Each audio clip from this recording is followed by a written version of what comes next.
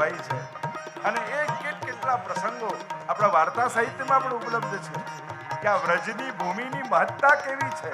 કારણ કે વ્રજમાં રજની મહત્તા અનેક સ્થાનોમાં આપણે વ્રજની અનેક પ્રકારથી મહાત્મ્ય ગાઈ શકીએ, પણ જો એ મહાત્મ્ય ગાવા જઈશ તો આ 3 દિવસ વ્રજની ગાથામાં જ જતા રહેશે. આ વ્રજની મહત્તા એવી છે, વ્રજની અલૌકિકતા એવી છે. જેને કોઈ પુણ્ય ન કર્યા હોય, કોઈ સાધન ન કર્યા હોય, કેવલ વ્રજની ભૂમિનો આશ્રય કરી લે ને તો એના અનંત જન્મોના પાપ કપાઈ જાય છે. બીજા બધા તીર્થોમાં જઈ પુણ્યો કરવા પડે, પણ જેના પુણ્યો ભેગા થયા હોય એ જ વ્રજમાં જઈ શકે. અન્ય જગ્યાએ તો જવાથી પુણ્ય થાય અને અહીંયા તો પુણ્ય થાય તો જવાય. એવી મહત્તા વ્રજની છે. જયતિ તે અધિકમ જન્મ ના વ્રજ. આપના પ્રાગટ્યથી વ્રજ અધિક શોભાને પામ્યું છે. અને એનું પ્રમાણ શું? શ્રયત ઇન્દિરા શશ્વદત્રહી. સ્વયં લક્ષ્મીજી જે વૈકુંઠમાં બાજુમાં બેઠા હતા એ વ્રજમાં દાસી બનીને સેવા કરવા આવી ગયા છે. જેનું સ્થાન તો હૃદય છે. એટલે જ આ મા લીયતે, મા એ લક્ષ્મીજીનું નામ છે. જેની પાછળ સંતાઈને લક્ષ્મીજી બેઠા એ જ માલા. મા લીયતે ઇતિ માલા, એનું હૃદય સ્થાન છે. પણ વ્રજમાં વાસ કરવા માટે દાસી બનીને આવી. તત આરભ્ય નંદસ્ય વ્રજ સર્વ સમૃદ્ધિમાં. વર્ણન કરતા એવી કથા આવે છે ને કે જ્યારે નંદ મહોત્સવ ચાલી રહ્યો હતો, ચારે બાજુ ત્રિલોકમાં નંદ ઘર આનંદના ધ્વનિ ગુંજી રહ્યા હતા. એટલામાં લક્ષ્મીજીના કર્ણમાં શબ્દ પડ્યા. નારદજીને રોક્યા, કહ્યું કે આ નંદ ઘર આનંદનો શબ્દ સંભળાય છે ક્યાંથી? નારદજીએ કહ્યું, અરે આપના જ નારાયણ વ્રજમાં બાલક બનીને પ્રગટ થયા છે. લક્ષ્મીજી કે તો મારે દર્શન કરવા જવું છે. નારદજી કહે પણ ત્યાં તો વ્રજ છે, વ્રજમાં તો આવી અનંત લક્ષ્મીઓ છે. લક્ષ્મી બનીને પ્રવેશ નહીં મળે, ત્યાં તો સેવક બનીને પ્રવેશ મળે. શું કરું? લઈ ગયા બેલવન. આજે પણ બેલવનમાં લક્ષ્મીજીનું મંદિર છે. માલણનો વેશ પહેરાવ્યો, હાથમાં છાબ આપી અને કહ્યું કે હવે જાઓ ધંધાલયમાં. કોઈ પૂછે કોણ છો તો એમ ન કહેતા કે હું લક્ષ્મી છું, નહીં તો કોઈ ભીતર પ્રવેશવા નહીં દે. એમ કહેજો કે નંદ બાબાની સેવક છું, બંધનવાર બાંધવા આવી છું, તોરણ બાંધવા આવી છું, વધાઈ લેવા આવી છું. કથા તો લાંબી છે. ધીરે ધીરે નારદજી આગળ રસ્તો કરતા કરતા લક્ષ્મીજીને ભીતર લઈ ગયા. ચોકમાં પ્રવેશ કરાવ્યો, દ્વાર બંધ કરાવ્યા અને જ્યાં ચોકમાં લક્ષ્મીજી આવ્યા જુએ તો નિજ મંદિરમાં રત્ન જડિત પલ્લામાં લાલન ઝૂલી રહ્યા છે. નીલમણી અલૌકિક શોભાવાળા પ્રભુના નિરખર દર્શન કરી ચકિત થઈ ગયા લક્ષ્મીજી. એમ થયું કે પ્રભુ આટલા અવતારોના દર્શન કર્યા, પણ આવું સુંદર સ્વરૂપ તો આપે ક્યારે ધારણ નથી કર્યું. લાવ સાષ્ટાંગ દંડવત કરું. અને જ્યાં સાષ્ટાંગ દંડવત કર્યા, હજારોની ભીડ અંદર પ્રવેશ કરી ગઈ. લક્ષ્મીજીને આવતા બધાએ જોયા, જતા કોઈએ ન જોયા. એટલે કે લક્ષ્મીજીનો અખંડ નિવાસ થઈ ગયો. શ્રયત ઇન્દિરા શશ્વદત્રહી. નિત્ય ને અખંડ વાસ લક્ષ્મીજી વ્રજમાં કરી લીધો. અને આમ વ્રજની શોભા અનેક ગણી વધી ગઈ. લક્ષ્મીજી સેવાની લાલસાથી લક્ષ્મી મન પામ્યા રળી. વલ્લભાખ્યાનમાં પણ ગોપાલદાસજી વર્ણન કરે છે ને, ગુસાઈજીના દ્વારની બહાર પ્રતીક્ષા કરીને લક્ષ્મીજી બેઠા હોય છે કે હમણાં ઠાકોરજીની સેવા કરતા કરતા વહુજી બેટીજી અવાજ લગાવશે, અરે માલા લાવજો, અરે ફૂલ લાવજો, અને બીજું કોઈ લઈને જાય એના પહેલા તો હું દોડીને સેવા કરી આવું. એવી લાલસાથી લક્ષ્મીજી ઉભા છે. અને એટલે જ આપણે ત્યાં વૈષ્ણવની વાર્તામાં શબ્દ પ્રયોગ થાય છે, આમને ત્યાં દ્રવ્યનો સંકોચ છે. આપણે એમ માની દ્રવ્યનો સંકોચ એટલે દ્રવ્યનો અભાવ છે. અરે ના, આના ઘરે ઠાકોરજી સાક્ષાત પધારે છે. પ્રગટ નારાયણ જેના ઘરમાં બિરાજે ત્યાં તો લક્ષ્મીને જતાય સંકોચ લાગે છે. કારણ કે ઘરમાં મારો નાથ, મારો સ્વામી બિરાજે છે, એમને પૂછ્યા વગર ક્યાંથી પ્રવેશ કરી? અને એટલે આ ભગવદીઓના ઘરમાં જતા લક્ષ્મીજીને સંકોચ લાગે. શ્રેયત ઇન્દિરા શશ્વદત્રહી. દયિત એ દયાળુ. સંબોધન કર્યું. જો પ્રભુ બે સંબોધન વપરાય છે, કૃપાળુ ને દયાળુ. સંજોગ અને અવસ્થા જોઈને જે લાગણી જાગે એને દયા કહેવાય, અને સ્વ સ્વભાવથી જે પ્રગટે એને કૃપા કહેવાય. ગોપીઓ કહે આપના સ્વભાવ કદાચ કઠોર થયા હશે, અમારા સંજોગો તો જુઓ પ્રભુ. અડધી રાતના ઘર બહાર છોડી આપને મળવા માટે અમે આવી છે, અને રાસમાં પ્રવૃત્ત થતા થતા આપ અંતર ધ્યાન થઈ ગયા. આપ તો અમારા પ્રાણ છો, અને આપ નહીં પ્રગટ થાઓ તો પ્રાણોના ત્યાગ કરી દઈશું. ચારે તરફ આપને શોધી રહ્યા છીએ, કાંઈ નહીં તો કૃપા ન કરો, દયા તો કરો પ્રભુ. આપ દયાળુ છો, દયિત દૃશ્યતામ, પ્રગટ થઈ જાઓ, અમે આપને જોવા માંગીએ છીએ. જો ચક્ષુ પ્રીતિ એ પ્રેમનું પહેલું લક્ષણ છે. 10 અવસ્થા જે પ્રેમની બતાઈ એમાં પહેલું લક્ષણ પહેલા જ શ્લોકમાં ગોપીજનોએ કહ્યું દૃશ્યતામ. ભક્તો ભગવાનને જોવા માંગે છે, કારણ કે આંખનો વિષય જ જોવું છે. આંખને બંધ કરો તો કેવા બેચેન થઈ જાવ છો.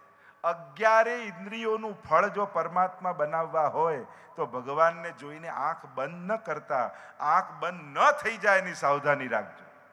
લોચન ભરી ભરી પીજે જી, વલ્લભાખ્યાનમાં તો કહ્યું ને, આપણે તો નેત્રો ભરી ભરીને પ્રભુને પીવાના છે.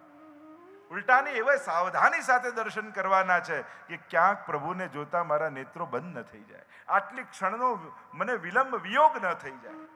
આ તત્પરતા 10 લક્ષણ બતાવ્યા. એક એક પ્રેમની અવસ્થાથી પસાર થતા થતા ગોપીજનો છેક મૃત્યુ સુધી જશે. છેલ્લું લક્ષણ રસશાસ્ત્રમાં જે 10 લક્ષણ કયા એમાં પહેલું લક્ષણ કહ્યું ચક્ષુ પ્રીતિ, એને જોવાની ઈચ્છા. નિત્ય જે દર્શન કરવા જતા હશે ને હવેલીમાં, જે દિવસે નહીં જવાય ને તેને તાપ થશે. આજે ઠાકોરના દર્શન મને ન થયા.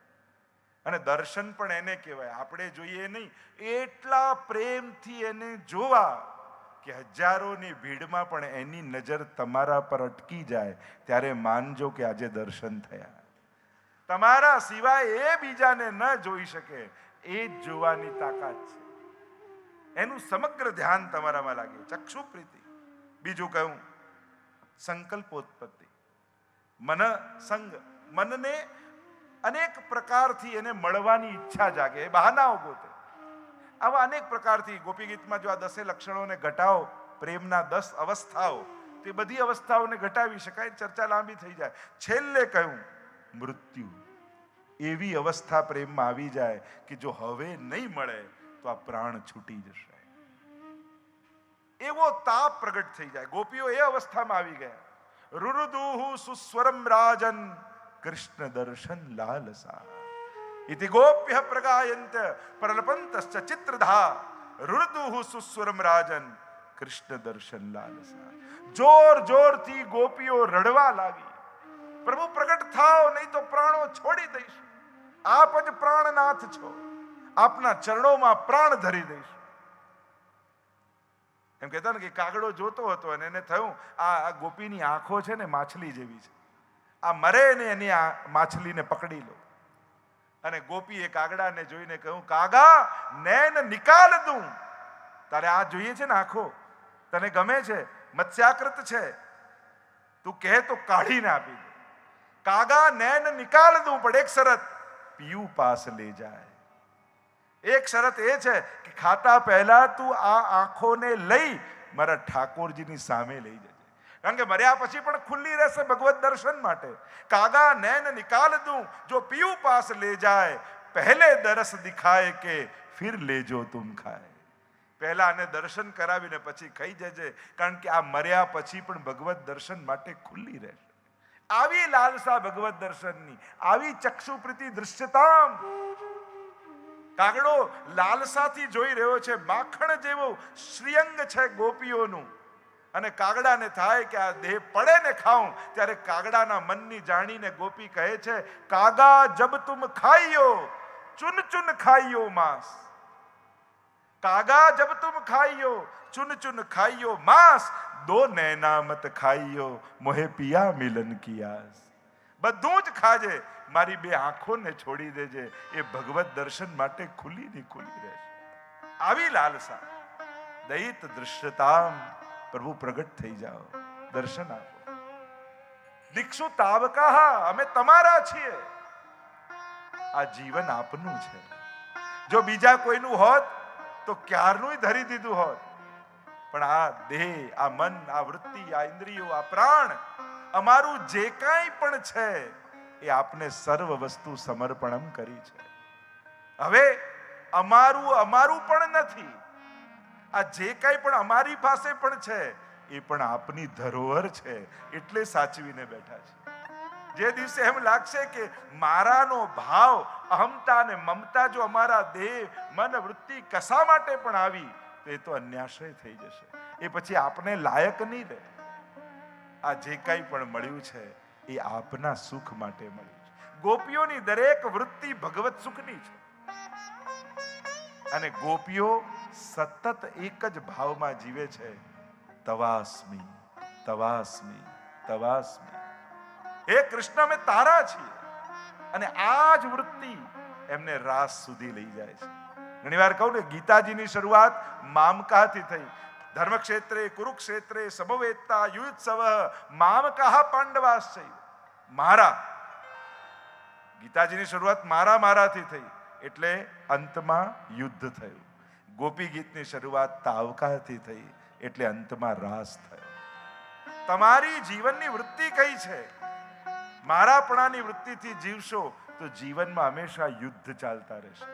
તારાપણાની વૃત્તિથી રહેશો અને પુષ્ટિ માર્ગની તો શરૂઆત જ હાથમાં તુલસી દળ લઈ બધું જ યાદ કરીને ઠાકોરજીને કહીએ છે, હે કૃષ્ણ, હું તારો છું, તમારા અમે ને અમે છીએ તમારા. અમારા અમે ને તમે છો અમારા, અમારા અમે ને તમે છો અમારા, તમારા સહારે અમે જીવનારા, તમારા સહારે અમે જીવનારા, તમારા અમે ને તમે છો અમારા. પ્રભુ, આપ જ્યારથી પ્રગટ્યા અને વધાઈ મળી કે નંદ ઘર આનંદ ભયો, એ જ સમયે હાથમાં તુલસી દળ લઈને આ જાતને આપને સમર્પિત કરી. આપના માટે જાગીએ છે, આપના માટે ભોજન બનાવીએ છે, આપના માટે દહીં વલોવીએ છે, આપના માટે સૂઈએ છે કે ફરી મંગળા કરાવવા માટે સવારે જવાનું છે. અમારી તો દરેક વૃત્તિ અને પ્રવૃત્તિ કેવલ આપના માટે. અમે યાદ કરીએ ન કરીએ છતાંય, અમે યાદ કરીએ ન કરીએ છતાંય, તમે યાદ અમને સદા રાખનારા, તમે યાદ અમને સદા રાખનારા. વિસામો તમે જિંદગીની સફરમાં, વિસામો તમે જિંદગીની સફરમાં, તમે ભૂમિયા થઈ આગળ જનારા, તમારા અમે ને તમે છો અમારા. હે પ્રભુ, દીક્ષુ તાવકા, અમે તમારા છીએ. કારણ કે આપે વચન આપેલું છે ગીતાજીમાં, મામેવ યે પ્રપદ્યન્તે માયા મેતામ તરંતિ. જે મારા થાય છે એને હું તારી દઉં છું. સદાય આપના ચરણોને અમે પકડીને રાખ્યા છે. પ્રભુથી દૂર થાય ફસાય છે, ચરણ પકડી રાખે એ તરે છે. પ્રભુ, ત્વયી ધૃતાસ્વત ત્વામ વિચિન્વતે. તમારે કારણે અમે પ્રાણોને ધારણ કર્યા છે. જીવીએ છે જ આપના માટે, કારણ કે ભરોસો છે કે કંઈક આ દેહથી આપની સેવા અને સુખનો વિચાર થશે. જે દિવસે સ્વસુખનો વિચાર આવશે એ દિવસે દેહ પડી જશે. પ્રભુ, પ્રગટ થાઓ, દર્શન આપો. અંદરથી ઠાકોરજીનો સંવાદ ચાલે છે. મહાપ્રભુજી કહે, આવા સમયે ઠાકોરજી ગોપીઓના હૃદયમાં બિરાજ્યા છે અને હૃદયમાં બિરાજીને પ્રશ્નો કરે છે અને ગોપીઓ ઉત્તર આપે છે. અને આમ પ્રભુ અને ગોપીઓની વચ્ચેનો સંવાદ એ ગોપી ગીત છે. ગોપી આર્તનાદ કરતા કહ્યું કે પ્રભુ પ્રગટ થાઓ, દર્શન આપો. અને એમ કહેતા ગોપીઓ આગળ ગાન કરતા બોલે, શરદોદાશયે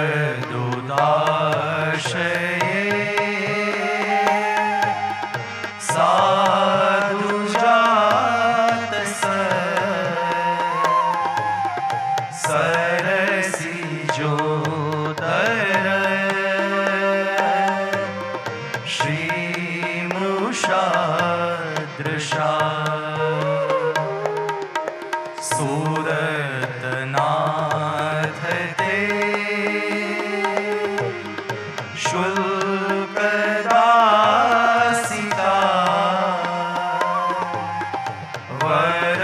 વરદની નતો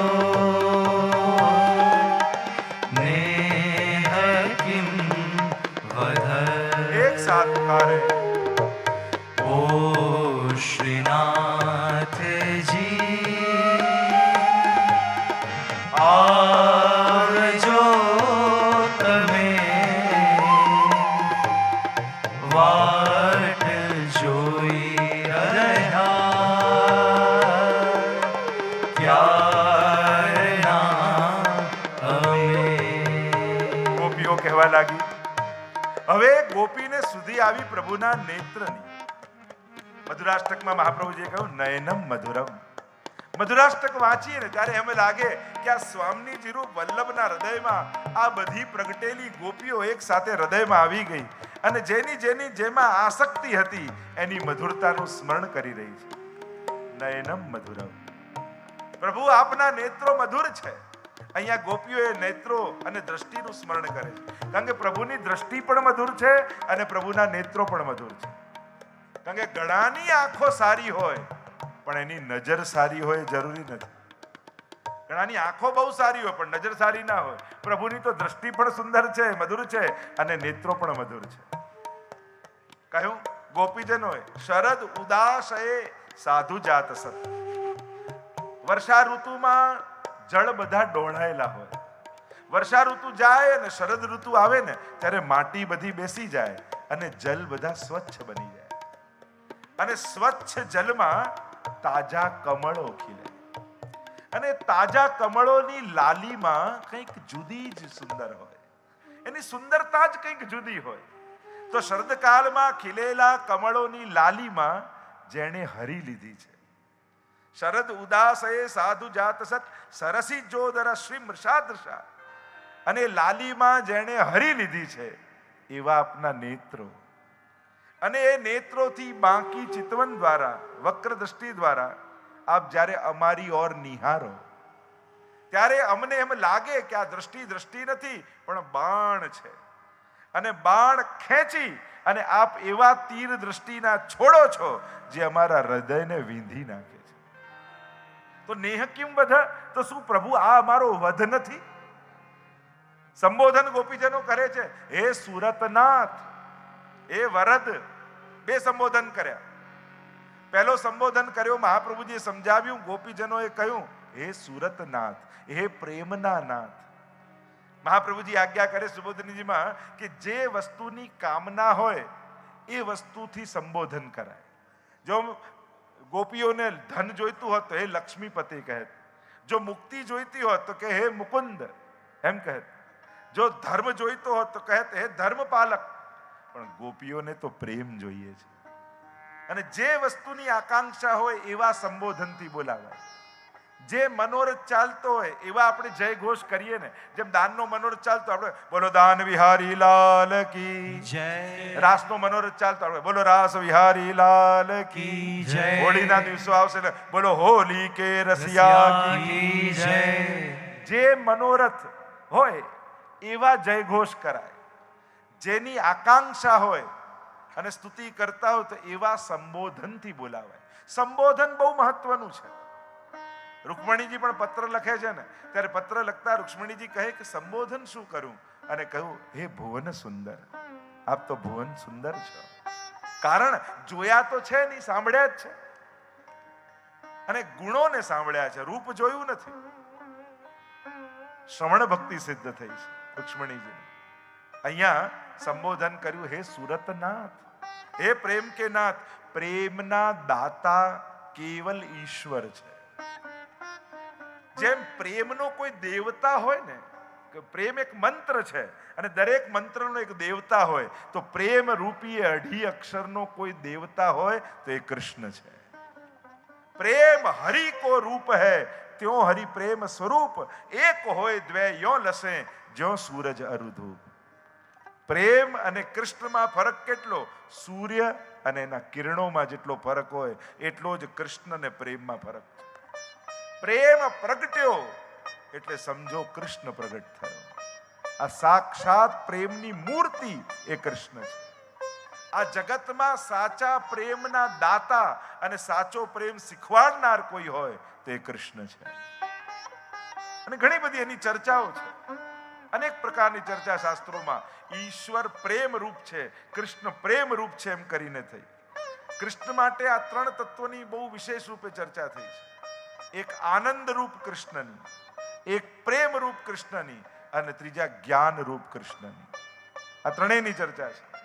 તો અહીંયા પ્રેમરૂપ કૃષ્ણની ઉપાસનાની આપણે ચર્ચા કરી રહ્યા છે. રાસ પંચાધ્યાયી એક એવો યજ્ઞ છે જેનો દેવતા પ્રેમરૂપી કૃષ્ણ છે, અને એમાં ગોપીઓ પોતાના પ્રેમની આહુતિ આપી.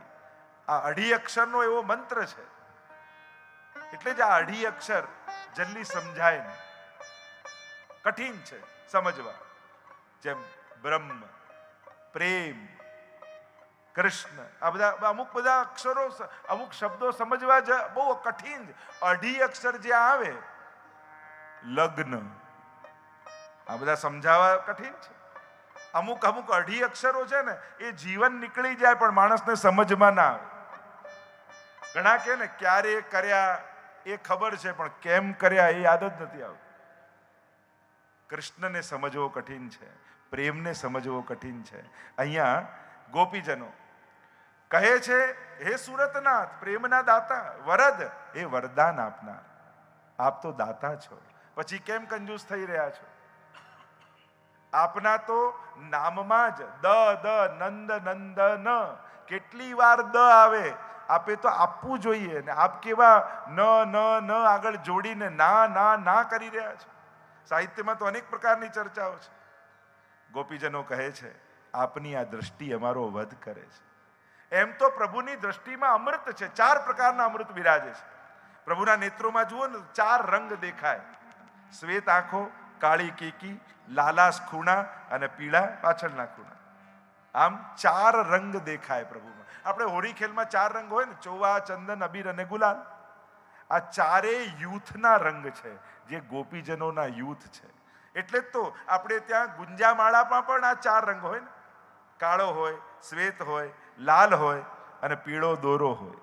આપણે ત્યાં 4 યુથના રંગ કહેવાય છે. એટલે ચોવા, ચંદન, અબીર અને ગુલાલથી ઠાકોરજી ખેલે છે. કારણ કે ચોવા એ શ્યામ, એ યમુનાજીના ભાવથી, લાલ એ લલિતાજીના ભાવથી, શ્વેત એ ચંદ્રાવલીજીના ભાવથી અને પીત ચંદન એ સ્વામીજીના ભાવથી. તો આ 4 રંગ ઠાકોરજીની દ્રષ્ટિમાં છે. એટલે કે આ 4 પ્રકારના ભાવ જ્યારે તમે દર્શન કરવા જાઓ અને પ્રભુ તમારા તરફ દ્રષ્ટિ કરે, તો એ દ્રષ્ટિ માત્રથી 4 યુથના ભાવનું દાન તમને કરે. તામસ, રાજસ, સાત્વિક અને નિર્ગુણ, આ 4 ભાવ પણ કયા છે. એટલે કે પ્રભુ દ્રષ્ટિ માત્રથી ભાવનું દાન કરનારા. ઘણી વાર લોકો એમ કહે, લો હવેલીમાં જઈને દર્શન જ મળવાના, બીજું શું? તો ભગવત દર્શન એ કોઈ સાધારણ વસ્તુ નથી, એને કોઈ નાની વસ્તુ ન માનતા. લોકો અનંત જન્મોના તપ કર્યા પછી પણ જે પ્રભુની ઝાંખી લેશ માત્ર કરી શકતા નથી, એના પ્રગટ આંખે દર્શન કરવા એને નાનું નહીં માનવું. ઘણા લોકોને એમ થાય, અરે ત્યાં સેવા તો મળવાની, દર્શન જ મળવાના, જઈને શું કરવાનું? અરે તને ઠાકોરજી દેખાય કે ન દેખાય, પણ એ તને જોવાનો છે, એ ભૂલતો નહીં. કારણ કે એ જ્યારે દ્રષ્ટિ કરે છે ત્યારે 4 ભાવનું દાન કરે છે. આ 4 પ્રકારના યુથના ભાવ છે.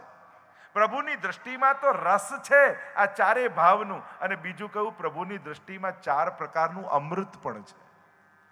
કોટી ચાંચલ્યામૃત, મંદ હાસ્યામૃત, લાવણ્યામૃત અને આરુણ્યામૃત.